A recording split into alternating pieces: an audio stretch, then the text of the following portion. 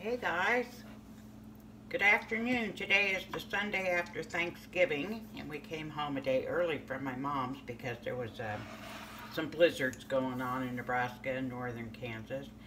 But today I'm going to show you how I make salsa, and it is such a basic recipe. And there's a restaurant in the area that has been in business for I know at least 40 years, if not longer. And they have the best salsa, and it is so easy. About 25 years ago, someone figured it out. So I'm going to be using my home canned tomatoes, onion, garlic, and I don't know yet how much. You know how I am, but I'll give you an idea as I go along. And then salt and pepper, and sometimes I add a little bit of cumin. We'll see. After I do this, I'm going to show you how I make my homemade taco seasoning. Ran out of that last week, and well, I like Mexican food, so I like to keep all the stuff around that we can have it at any time. So I'm going to get first I'm going to peel my garlic. That's the biggest pain, and I'll get that done and come back. Okay guys, what I've done is I've peeled the onion, and I've got just 2 cloves of garlic, and they're pretty good size. So I didn't go ahead and do a third one. We're just going to see what it tastes like. But I want to show you what I've been doing, and some of you already know that. Is I've been saving my onion peels in a gallon Ziploc bag and freezing them. I'm going to throw in my garlic ends and peels as well. And when this gets full, I'm going to make and can some onion broth. I happen to have, quite a few caramelized onions canned up in the basement, and I thought it would make great French onion soup. Plus a good soup base for just about anything. So I'm going to put these back in the freezer, and we'll come back and work on this salsa. Okay, I've got my good old Ninja here. I'm going to start out with 1 quart of my tomatoes. And I always bring an extra one up just in case I get too much garlic in. But I never think you can have too much garlic and onion. And I just dump those in there. And I'm going to cut up this onion. I'm going to call it a medium-sized onion. And I'm just chunking it up so it'll blend a lot easier. And I got my black pepper.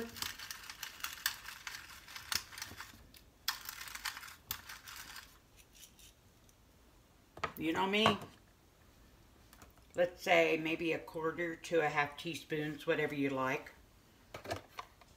And then I'm going to whiz away here.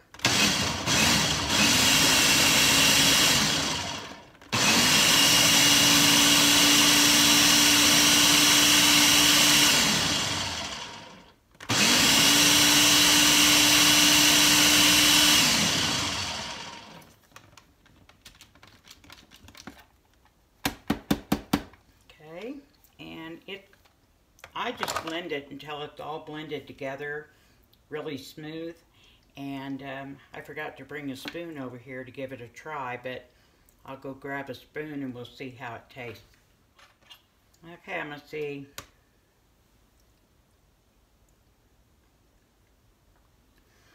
I don't put salt in at first because when I can my tomatoes, I put a teaspoon of canning salt in.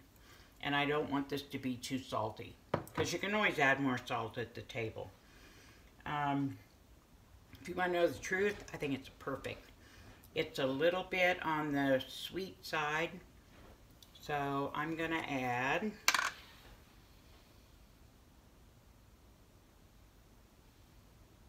maybe, what, 1/2 teaspoon of salt. Not a whole lot. Like I said, you can add that later.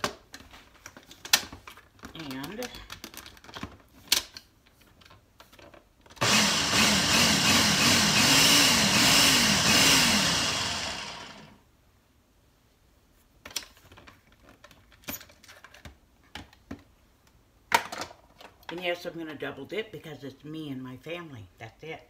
I won't be serving this to guests. Not enough salt. I'll put in maybe another half teaspoon. And I'm going to put in a little bit more pepper. So I'm going to say maybe so far a total of between 1/4 and a half teaspoon of pepper and a teaspoon of salt so far.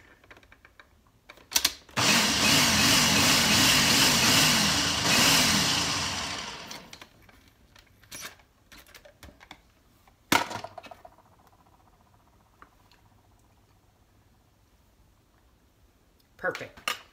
That's the easiest salsa there is. For those of you that want heat, you can add, of course, jalapenos, any peppers.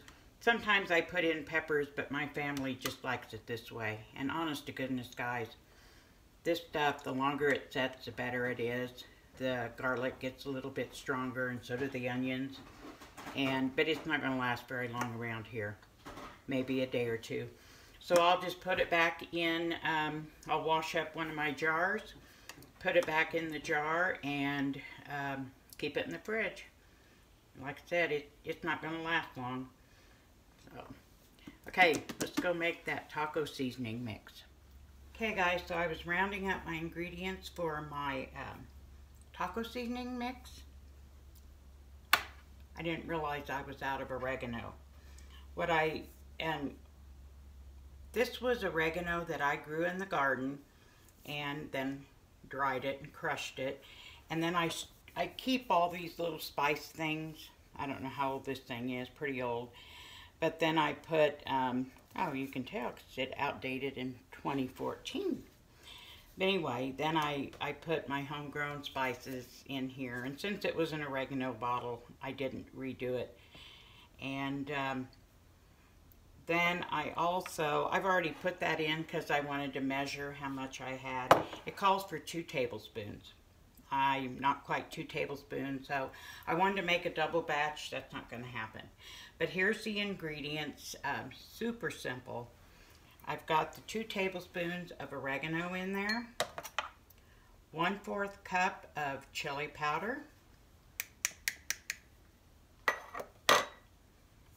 this is from my homemade garlic powder. I didn't grow the garlic, but it was on sale. I stocked up on it, and then I dehydrated it, and also I've got dehydrated garlic, and then I made it into powder. 2 tablespoons of garlic powder.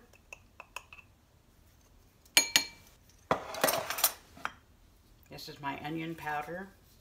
Same thing from my onions that I grew probably last year because I just ran out of dehydrated onions and been having to buy as I want fresh onions.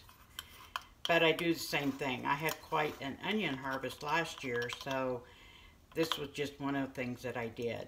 2 tablespoons of onion powder.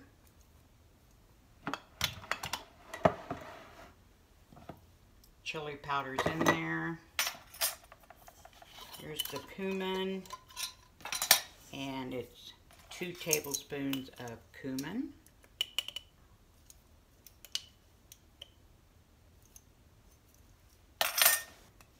Oops.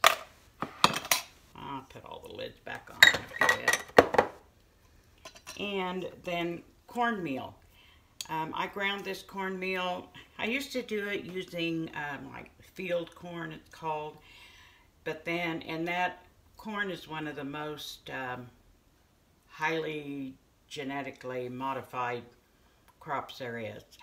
So, but popcorn is not.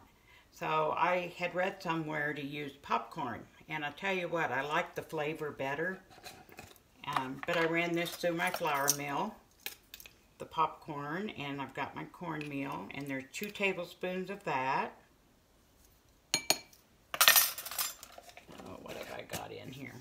lost track of everything. I've got the cumin and the garlic and the onion and the cornmeal. The oregano is in there. And then it calls for a tablespoon of salt. And I think y'all know, I buy salt in bulk. I know it's cheap. It's even cheaper in bulk. And then just store it in jars. And where'd my pepper grinder go? Oh, here we go. It calls for a teaspoon of pepper. And no, I'm not going to measure it. I'm just going to go crazy here and grind pepper. Doesn't matter, but this is the royal peppercorns, which means it's just got red pepper, black, white.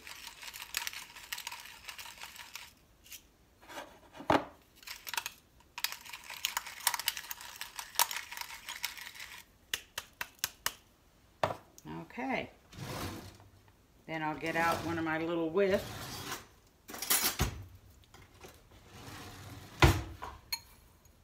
and just whisk it all together. If I still had dehydrated onions, I would probably use onion flakes. I like those just because I do.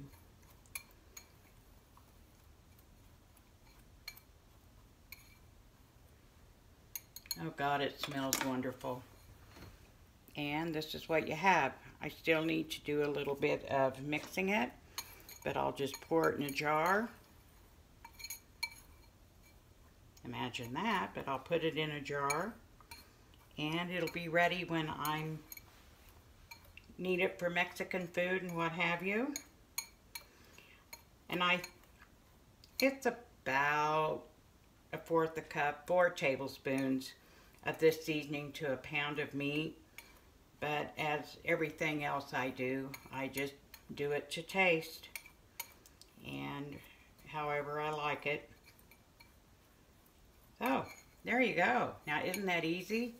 And it is so much cheaper to do it this way than to buy those little bitty packages of taco seasoning mix. I don't know what company makes them, but where you pour in a little bit of this and with some water. I don't always add water. You may want to add water into your hamburger as you're mixing it, just because the cornmeal is the thickener. Oh, there we go. In less than 5 minutes, we have homemade taco seasoning mix.